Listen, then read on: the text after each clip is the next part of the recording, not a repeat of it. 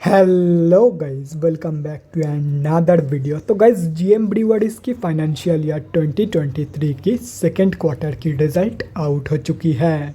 तो गाइस, इस वीडियो में हम लोग यही देखेंगे कि कंपनी ने सितंबर क्वार्टर में कैसी परफॉर्म की है, क्या क्या पॉइंट्स इम्प्रूव हुई है एंड कहाँ कहाँ पे कंपनी ने डिटोरिएट की है, और कंपनी के फंडामेंटल्स भी चेक करेंगे और समझेंगे कि क्या ये कंपनी पैसे लगाने लायक है या नहीं।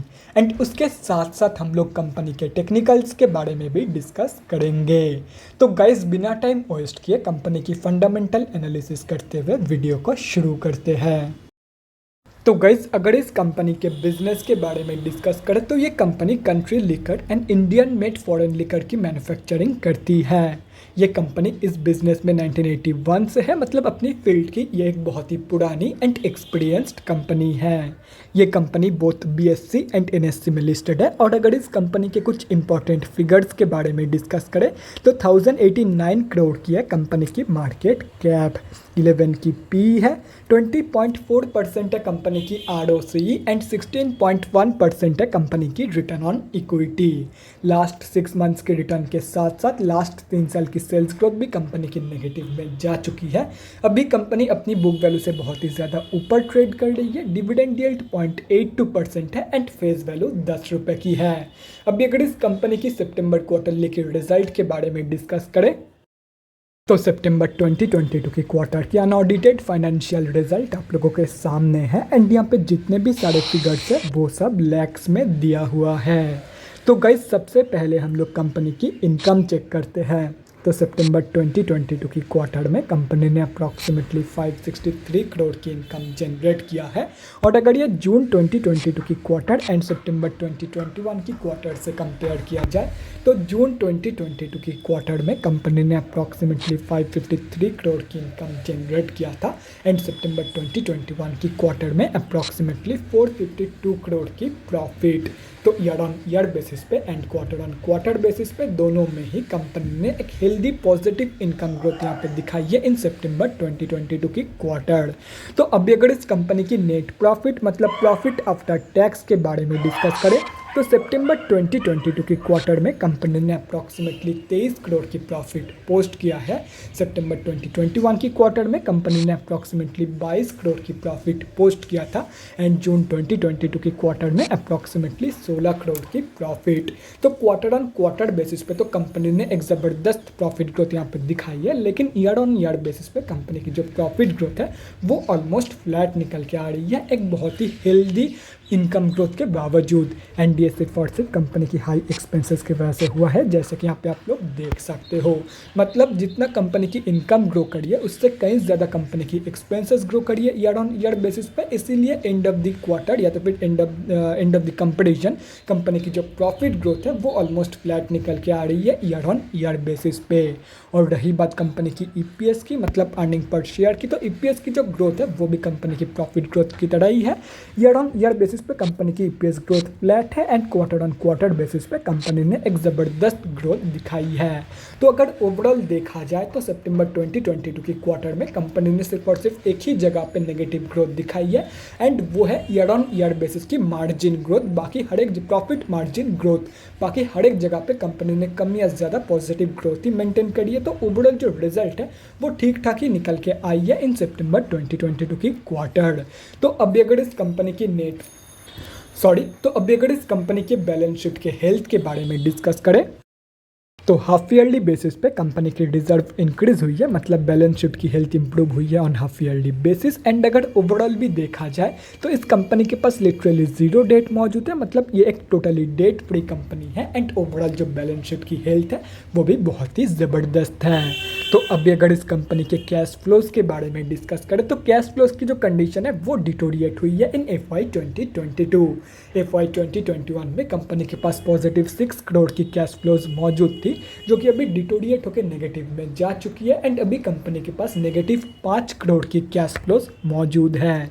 और रही बात कंपनी की शेयर होल्डिंग पैटर्न की, तो गाइस सितंबर क्वार्टरली की शेयर होल्डिंग पैटर्न अभी तक आउट नहीं हुई है, लेकिन अगर जून क्वार्टरली की शेयर होल्डिंग पैटर्न देखा जाए तो जून की क्वार्टर में प्रमोटर्स की होल्डिंग अनचेंज थी, बाकी एफआईआईज ने सेलिंग करी थी। एंड अगर पब्लिक में देखा जाए तो पब्लिक में सिर्फ और सिर्फ एक ही बड़े रिटेलर की होल्डिंग थी। तो अकॉर्डिंग टू जून क्वार्टरली की शेयर होल्डिंग पैटर्न, इस कंपनी में हमारे जैसे छोटे मोटे रिटेलर की जो होल्डिंग थी वो अप्रॉक्सीमेटली 22.53% थी, बाकी सितंबर क्वार्टर की पता नहीं। तो गाइस अभी कंक्लूजन पे आते हैं, क्या आप लोगों को इस कंपनी में पैसा लगाना चाहिए या नहीं। तो देखो गाइस, कंपनी की जो ग्रोथ है वो ठीक ठाक है एंड ये एक फंडामेंटली स्टेबल कंपनी भी है एंड ये एक बहुत ही पुरानी कंपनी है अपनी फील्ड की। तो आप लोग डेफिनेटली इस कंपनी में short term trade and long term investment planning consider करके चल सकते हो। तो गाइस अभी अगर इस कंपनी के टेक्निकल्स के बारे में डिस्कस करें तो यहाँ पे हम लोग आ चुके हैं NSE के डेली चार्ट पे।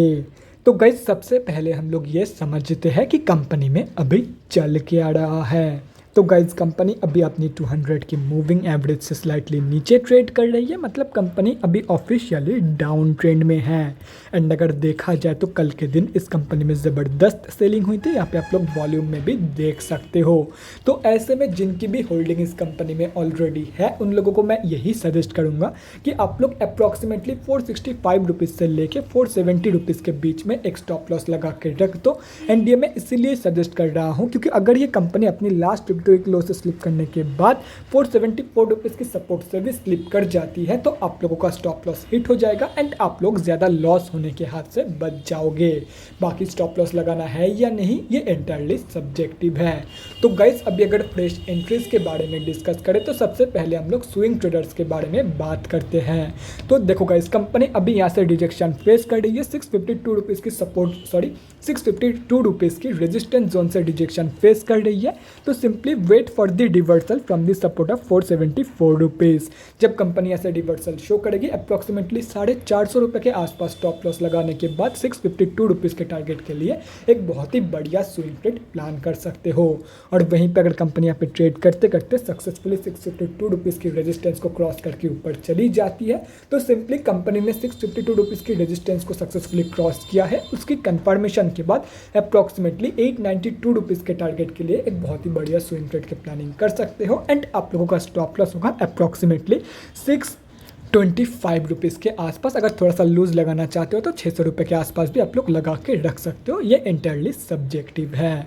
तो गाइस अभी अगर फ्रेश एंट्रीज के बारे में डिस्कस करें शॉर्ट टर्म ट्रेडर्स के लिए तो simply wait for the closing over 652 rupees. जब कंपनी इसके ऊपर इस रेजिस्टेंस को सक्सेसफुली क्रॉस करके ऊपर चली जाएगी उसके बाद आप लोग शॉर्ट टर्म के लिए फ्रेश एंट्री प्लान कर सकते हो। और रही बात लॉन्ग टर्म इन्वेस्टर्स की, तो देखो गाइस अगर आप लोग इस कंपनी में लॉन्ग टर्म के लिए पैसा लगा रहे हो तो मतलब सिंपल है कि आप लोगों का भरोसा इस कंपनी के ऊपर है कि ये कंपनी मुझे लॉन्ग टर्म में बहुत ही बढ़िया पैसा कमा के देगी। तो ऐसे में जिस कंपनी के ऊपर आप लोगों का भरोसा है कि लॉन्ग टर्म में वो कंपनी आपको कमा के देगी तो वो कंपनी आप लोगों को जितना सस्ते में जितना नीचे के प्राइस पॉइंट पर मिल जाए उतना ही आप लोगों के लिए एंड आप लोगों के फ्यूचर रिटर्न के लिए बढ़िया है। तो अगर ये कंपनी आप लोगों को लास्ट 52 लो के आसपास मतलब 500 रुपये के प्राइस रेंज के आसपास मिल जाती है तो वो एक one of the best entry बन जाएगी। बाकी अगर वहाँ तक की फॉल शो नहीं करती है तो एटलीस्ट 550 रुपये से लेकर 600 रुपये के बीच में ही रखने की कोशिश करना अपनी एंट्री प्राइस। 600 रुपये के ऊपर as of now buying consider बिल्कुल भी मत करना फॉर लॉन्ग टर्म। तो guys that's it for this video, अगले वीडियो में मिलते हैं गाइज। Thanks for watching. और गाइज अगर आप लोगों के मन में कोई भी डाउट या क्वेरी रहती है स्टॉक मार्केट या किसी भी स्टॉक से रिलेटेड तो कमेंट सेक्शन में कमेंट करके मुझसे पूछ सकते हो, या तो फिर मेरे इंस्टाग्राम का लिंक आप लोगों को डिस्क्रिप्शन बॉक्स में मिल जाएगा, जाके वहाँ पर भी मुझे DM कर सकते हो for an 1-on-1 conversation. Thanks again for watching guys, bye guys, and definitely guys stay safe.